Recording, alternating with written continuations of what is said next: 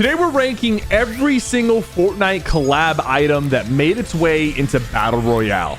And we're going to start off with number 54, Cash. This was something I actually forgot about. It was part of the Borderlands collab back in Chapter 1, Season 10, and most people don't even remember this item. That's how pointless it was. It's just an item you pick up just to have. It didn't really have any other purpose. You could not even spend this money. At number 53, we have the cardboard box. The thing about this is, yeah, it was just interesting for memes and you could hide in the box. But the thing is, it is the worst mythic ever. I don't know why this was a mythic rarity item. At least you could hide in it and have fun. But as far as effectiveness, it wasn't really that useful. And from the same collab, we have number 52, the EMP stealth camo. This was another collab item with Metal Gear Solid. And almost every single stealth / cloaking item has been pretty mid or bad. This one had an awkward animation. It also made a lot of noise, and you did some shield damage when you popped out of cloak, which is why it was a little bit useful. It was kind of like an EMP stealth attack,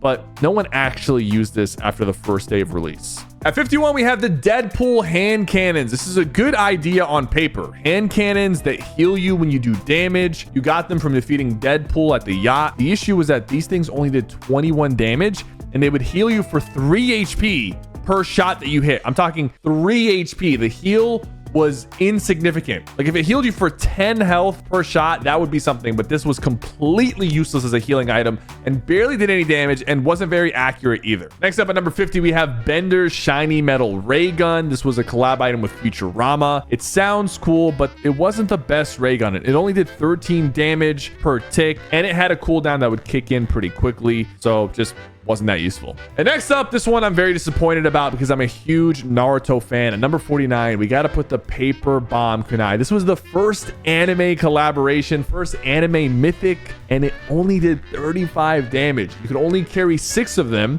and you would just throw them, and they had a little bit of tracking, and they would explode for 35 damage. And they didn't even do a lot of structure damage. You couldn't even break builds with this thing. So it had a cool animation, and it was fun to throw, but it just was not useful. And now Star Wars takes the list from number 48, 47, and 46. We have 3 different mythic blasters. We have the blaster rifle, the E11 blaster, and the DC-15 rifle. All of these had infinite ammo. They had somewhat of a cooldown, and they were very inaccurate. They did very little damage, and just they were very useless. Nobody thinks these should have been mythic items, and even if they were green or blue rarity, like it doesn't matter. These things are trash. At number 45, we have the straw doll technique. This came with the Jujutsu Kaisen collab in Chapter 4. This was the update that added hollow purple to the game, which we'll talk about later, but the straw doll technique mythic paled in comparison. It did 20 damage if you hit them straight on, and then it would do 50 splash damage as an explosion. The thing about this that made it really bad was, 1, it didn't do a lot of damage, and 2, it was actually very hard to use. Most players did not use this item well, and because of that, it ranks low on this list. Number 44 and 43 are the Stark jetpack and the Mandalorian jetpack. These are very similar. That's why we grouped them together. And the reason they're so low on this list is because, 1, they had a very short cooldown. They didn't last long when you used them. You did take fall damage if you ran out of fuel while you were mid-air. And the reason why we ranked the Mandalorian jetpack a little bit higher is because it had infinite fuel, which is a little bit more useful than the Stark jetpack. But both of them sucked compared to the other jetpacks that we've had in the game. At number 42, we have a fun one, Ship in a Bottle. It was a collab with Pirates of the Caribbean. It spawned a giant ship that would break builds in its path. It only did 50 damage to players and pushed them back, which is why this is ranked so low. You could only use it once per ship in a bottle, and the item was extremely fun. It broke builds, and that was its main use, but it also kind of left you exposed to get lasered because you were kind of standing on the top of the ship. So it was more of like a meme item. I didn't hate the item, but it definitely can't rank high on this list. Now we move on to the second category of collab items. These are mid. These are not great, not bad. We got Boom Billy, which was just recently added. It does 75 damage. The only issue is that the enemy can shoot the Boom Billy, and in build mode, it's just not going to hit most people. In build mode, they can just box up, and it's going to have a hard time getting to them. In zero build, it's a little bit more useful, but I just don't see a lot of people carrying these because there's so many good items and movement items to carry right now. At number 40, we have the Tri-Beam Laser Rifle. Now, this one was introduced recently in Chapter 5 in the collaboration with Fallout. The reason why why this one was okay is because it was hit scan, and all the items in Fortnite Chapter 5 were not hit scan, which means you had to lead your bullet. This one had the bullets go instantly where you shot, and you could actually kind of laser people from far away, and they won't really expect it because they're used to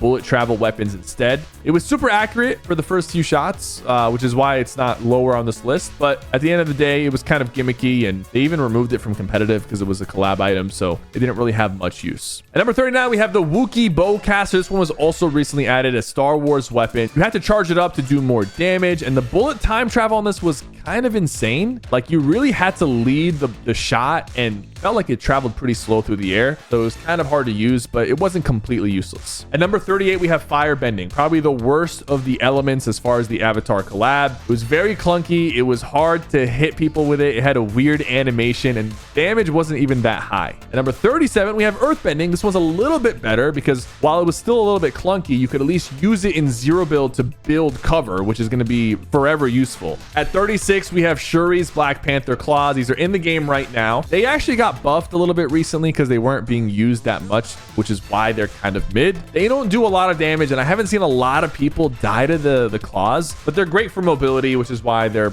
you know, medium on this list. 35, we have the Cybertron cannon. This was with the Transformers collab in the wild season. It did some pretty decent damage. It did take a while to charge up, and it did push you backwards, and I saw a lot of people fall to their death using this, but like I said, it was okay. At 34, we got the Mandalorian sniper. Pretty basic sniper, decent one-shot headshot. It gave you like a cool little dash effect that you could do with it. Like, you could kind of like poke people and push them. It had its uses. It was just a solid sniper, but not much more to say about it. At number 33, we have Captain America's shield, which was really powerful when they first added it, but then they nerfed it a few times, and now it's just kind of mid. 32 and 31, we have the Batarang and the grapple gun. This was a Chapter 1 collab with DC. The Batarang only did 50 damage, but it did explode through walls, and it did track players, so it was kind of annoying to get hit with it. The grapple gun only had 15 charges, and it forced you to redeploy, but it was useful for movement, so it wasn't bad.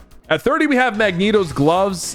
These were actually kind of fun to use, I'm not gonna lie. You could shoot the metal balls at people. You did 95 damage. You could hit people midair. You actually could use these for mobility because it kind of gave you like a slow, low grab effect when you use them. And you could use it as a shield as well. It was kind of cool, but not the most practical in every scenario. But in some scenarios, it did shine. At number 29, we have Todoroki's Ice Wall. This item was also great in zero build because you can create an ice wall for cover. I believe it had even more health than the earth walls, and you could use it to push people out of the way and make them fall to their death. At number 28, we have all the Teenage Mutant Ninja Turtle mythics. They pretty much all did the same damage and had the same mobility. So it was great for mobility. It was okay for attacking people, but mostly people used it just to dash through the air and move around the map, which was pretty good. At 27, we have Doom's Arcane Gauntlets. These are annoying to fight against, and it's actually kind of hard to land the projectile attacks and the huge explosion attacks, but in zero build, it's a really good way to put a lot of pressure on people, especially from range, and you have infinite ammo. I'm not gonna lie, a lot of people don't really pick up this item too much, but whenever I do run into somebody who knows how to use them, they can be kind of obnoxious. At 26, we have Ride the Lightning. This was the Metallica collab in Chapter 5 Season 3, and this item was just really good for mobility. It did have a slam that you could do at the end for 75 damage, but it was so hard to actually land on anybody. People mainly just used this for mobility, and the mobility on it was insane. At 25, we have Doom's Monarch Pistol. Just a very solid pistol, doing a lot of damage, over 100 headshot when you ADS. I'm a big fan of the Monarch Pistol, especially once you get the hang of it and know how to lead the shots. It can really chunk people down. At number 24, we have the Chapter 2 lightsabers. Now, the thing about these, when they first came out in Chapter 2, is they were actually kind of strong. You could block bullets for a lot longer,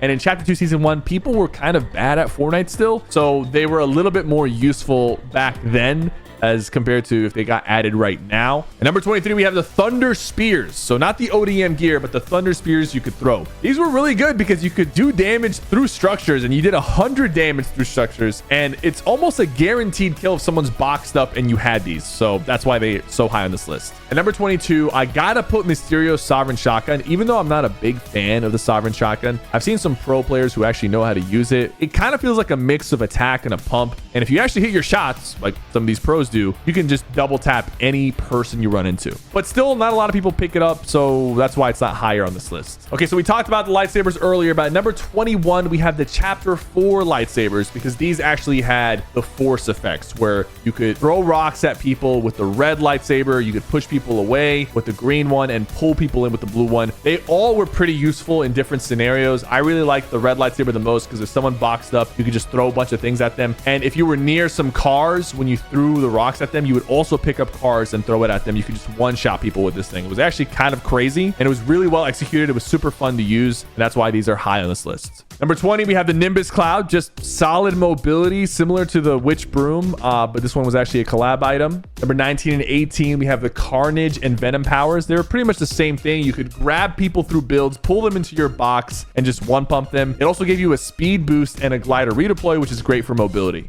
At 17, we have the Deku Smash, and I actually died to this one more than the Kamehameha, because this one would just catch you off guard. The Kamehameha, it turned your screen blue and everything, but this one just, he threw that punch from so far away. The animation, like, you can't even see it coming sometimes, and he could throw it from really, really far, and a lot of the times it would just one-shot people. At number 16, we have Gwenpool's dual micro SMGs. These are in the game right now. Insanely fast reload time. These absolutely shred builds and do a lot of damage. Just solid SMGs. At 15, we have Hollow Purple. This one is similar to the Deku Smash, which is why they're close in ranking, but the reason why I'm going to have this one a little bit higher is because it did 100 damage on impact and 10 more damage over time in that area, forcing people to have to leave that area or they continue to take damage. At 14, we have the Kamehameha, probably the best anime collab item. A lot of people got killed by this. I didn't die to it as much, but that's because I just knew how to counter it. But a lot of people did not know how to counter it. The only downside with this is it was very loud and it leaves you kind of vulnerable. But if you mix this with the Nimbus Cloud, you were kind of hard to hit. At number 13 and 12, we have Iron Man's Flight and Combat Kit. This is one of the coolest collab items and one of the most well-executed items they've added in Fortnite. The animations of these items are very clean. The Unibeam is strong as ever. The tracking on the regular attack is really good. It's pretty much like aimbot. And then being able to fly around the map with the flight is insane. These combos so well. They're very, very strong, and a lot of players are having fun with them right now in Fortnite. So they're very high on this list. At number 11, we have Airbending. This was a collab from the Chapter 5 with Avatar, of course. And these were great for rotations, great for mobility, just moving around the map. It made you extremely hard to hit. And you could jump up in the air, just catch people off guard, jump up, swap to your shotgun, just one pump in midair.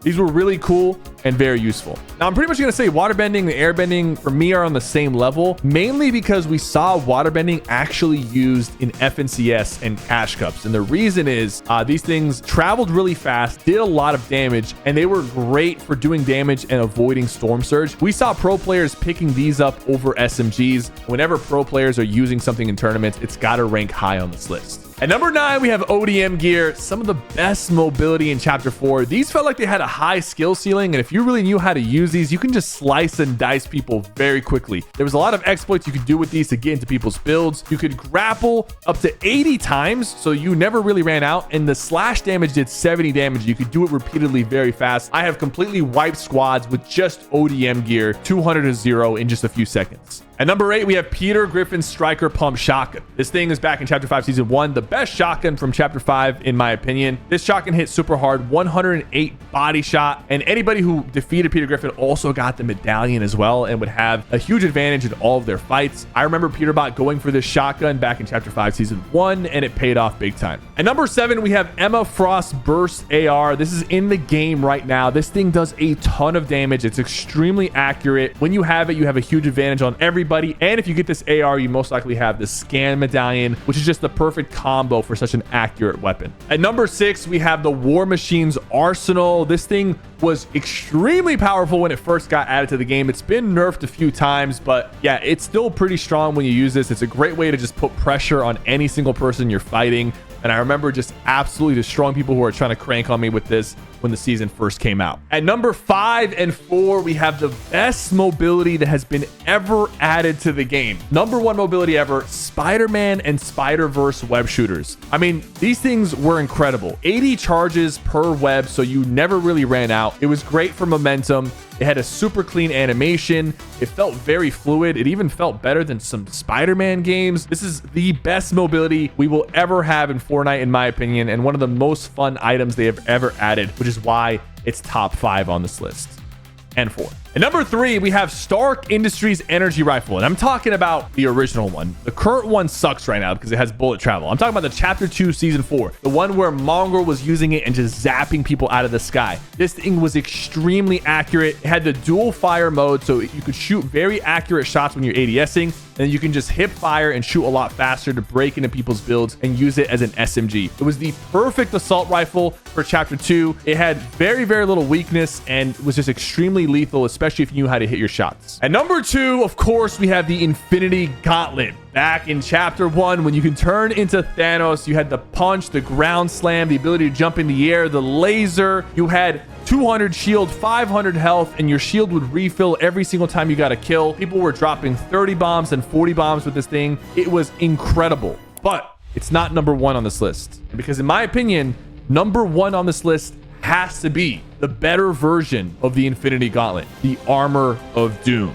The thing about Doom is he was way more flexible and faster than when you transformed into Thanos. You could cancel your attacks. You could jump and ground slam immediately instead of having to charge up. You had 500 health, 500 shield, totaling 1,000 HP. You would get 200 health back on every single kill, the normal projectile attack and a laser beam attack and a huge giga bomb attack, and then a leap and dive attack. So his arsenal was just a lot more flexible. It was a lot harder to fight against. The Thanos Gauntlet, on the other hand, was a little bit slower, and I've seen Thanos get lasered, especially after players figured out how to counter him. But Armor of Doom, every single time I got the Armor of Doom, it was a guaranteed win no matter what, and that's why it's number 1 on this list. What do you guys think of this list? Let me know in the comments down below, and don't forget to subscribe for more content.